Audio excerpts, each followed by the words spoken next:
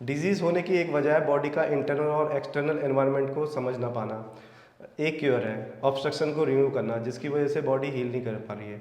अगर आप साइकोलॉजिस्ट हैं तो आप मेंटल ऑब्स्ट्रक्शन रिमूव करेंगे, अगर आप सर्जन हैं तो फिजिकल ब्लॉकेज रिमूव करेंगे, अगर आप कायरोप्रैक्टर हैं तो नर्व इंटरफेरेंस रिमूव करेंगे। जब नर्वस सिस्टम में ऑब्स्ट्रक्शन होती है तो नर्वस सिस्टम प्रॉपर वर्क नहीं कर पाता है। वर्क नहीं करने की वजह से सिम्टम क्रिएट होते हैं, सिम्टम के ऊपर डिजीज़ का लेवल लगा देते हैं। आप ड्रग कमर्शियल को देखें, पहली चीज़ क्या करते हैं, वो सिम्टम की लिस्टें बनाते हैं।